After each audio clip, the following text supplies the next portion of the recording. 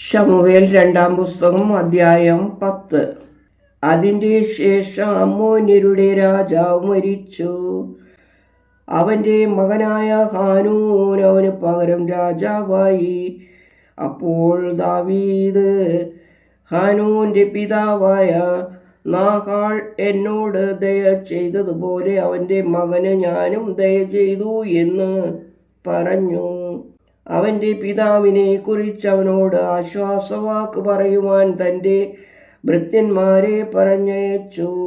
ദാവീദിൻ്റെ ഭൃത്യന്മാർ അമ്മോന്യരുടെ ദേശത്തെത്തിയപ്പോൾ അമ്മോന്യ പ്രഭുക്കന്മാർ തങ്ങളുടെ യജമാനനായ ഹാനൂനോട്, ദാവീദ് നിന്റെ പിതാവിനെ ബഹുമാനിച്ചാകുന്നു ആശ്വസിപ്പിക്കുന്നവരെ അടുക്കൽ അയച്ചത് എന്ന് തോന്നുന്നുവോ? പട്ടണത്തെ ശോധന ചെയ്ത് ഒറ്റുനോക്കുവാനും അതിനെ നശിപ്പിച്ച് കളയുവാനും അല്ലയോ ദാവീദ് ഭൃത്യന്മാരെ നിന്റെ അടുക്കൽ അയച്ചത് എന്ന് പറഞ്ഞു. അപ്പോൾ ഹാനൂൻ ദാവീദിൻ്റെ ഭൃത്യന്മാരെ പിടിച്ചു, അവരുടെ താടി പകുതി വടിപ്പിച്ചു, അവരുടെ അങ്കികൾ നടുവിൽ ആസനം വരെ മുറിപ്പിച്ച് അവരെ അയച്ചു. ദാവീദ് രാജാവ് ഇതറിഞ്ഞപ്പോൾ ആ പുരുഷന്മാർ ഏറ്റവും ലജ്ജിച്ചിരുന്നത് കൊണ്ട് അവരുടെ അടുക്കൽ ആളയച്ചു. നിങ്ങളുടെ താടി വളരും വരെ യെരിഹോവിൽ താമസിപ്പിൻ, പിന്നെ മടങ്ങി വരാം എന്ന് പറയിച്ചു. തങ്ങൾ ദാവീദിന് വെറുപ്പുള്ളവരായി തീർന്നു എന്ന് അമ്മോന്യർ കണ്ടപ്പോൾ അവർ ആളയച്ചു. ബേത്ലേഹോബിലെ അമോര്യരിൽ നിന്ന്, സേബയിലെ ആരാമിൽ നിന്നും 20,000 കാലാളുകളെയും 1000 പേരുമായി മാഖാരാജാവിനെയും തോബിൽ നിന്ന് 12,000 പേരെയും കൂലിക്ക് വരുത്തി. ദാവീദ് അത് കേട്ടപ്പോൾ യോവാബിനെയും രണശൂരന്മാരുടെ സൈന്യത്തെയും അയച്ചു. അമ്മോന്യരും പുറപ്പെട്ടു പട്ടണവാതിൽക്കൽ യുദ്ധസന്നദ്ധരായി. എന്നാൽ സോബയിലെയും രഹോബാലിലെയും അദോമ്യരും തോബ്യരും മാക്യരും തനിച്ച് വെളിമ്പ്രദേശത്തായിരുന്നു. തൻ്റെ മുമ്പിലും പിമ്പിലും സൈന്യം നിരന്നിരിക്കുന്നു എന്ന് കണ്ടപ്പോൾ യോവാബ് ഇസ്രായേലിൻ്റെ സകല വീരന്മാരിൽ നിന്നും ഒരു വ്യൂഹത്തെ തിരഞ്ഞെടുത്തു, അദോമ്യരുടെ നേരെ അണിനിരത്തി.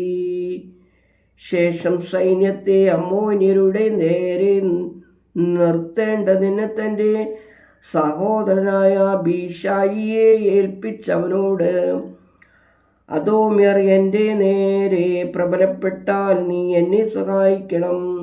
അമ്മോന്യർ നിന്റെ നേരെ പ്രബലം പ്രാപിച്ചാൽ ഞാൻ വന്ന് നിനക്ക് സഹായം ചെയ്യും. ധൈര്യമായിരിക്കുക. നാം നമ്മുടെ ജനത്തിനും നമ്മുടെ ദൈവത്തിൻ്റെ പട്ടണങ്ങൾക്കും വേണ്ടി പുരുഷത്വം കാണിക്കുക. ദൈവം തനിക്ക് ഇഷ്ടമായത് ചെയ്യുമാറാകട്ടെ എന്ന് പറഞ്ഞു. പിന്നെ യോവാബും കൂടെയുള്ള ജനവും അരാമ്യരോട് യുദ്ധത്തിന് അടുത്തു. അവർ അവൻ്റെ മുമ്പിൽ നിന്ന് ഓടിപ്പോയി. അരാമ്യർ ഓടിപ്പോയി എന്ന് കണ്ടപ്പോൾ അമ്മോന്യരും അബീശായിയുടെ മുമ്പിൽ നിന്ന് ഓടി പട്ടണത്തിൽ കടന്നു. യോവാബ് അമ്മോന്യരെ വിട്ട് യെരൂശലേമിലേക്ക് മടങ്ങിപ്പോന്നു.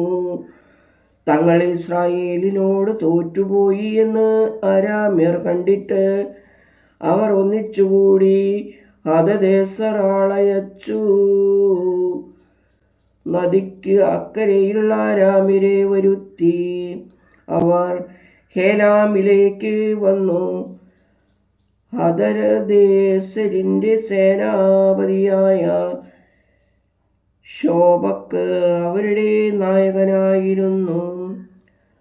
അത് ദാവീദ് അറിഞ്ഞപ്പോൾ അവൻ എല്ലാ ഇസ്രായേലിനെയും കൂട്ടിവരുത്തി യോർദാൻ കടന്ന് ഹേലാലിൽ ചെന്നു.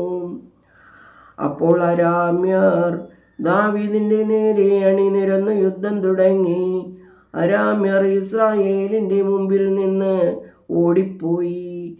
ദാവീദ് അരാമ്യരിൽ 700 തേരാളികളെയും 40,000 കുതിരപ്പടയാളികളെയും കൊന്നു. അവരുടെ സേനാപതി ശോബാക്കിനെയും വെട്ടിക്കൊന്നു. എന്നാൽ ഹദദേസരിൻ്റെ ആശ്രിതന്മാരായ സകല രാജാക്കന്മാരും തങ്ങൾ ഇസ്രായേലിനോട് തോറ്റു എന്ന് കണ്ട് ഇസ്രായേലരുമായി ഉടമ്പടി ചെയ്ത് അവരെ സേവിച്ചു. അതിൽ പിന്നെ അമ്മോന്യർക്ക് സഹായം ചെയ്യുവാൻ അരാമ്യർ ഭയപ്പെട്ടു. ദൈവമേ, സ്തുതി നിനക്ക് യോഗ്യമാകുന്നു. പാർക്കുമോർ.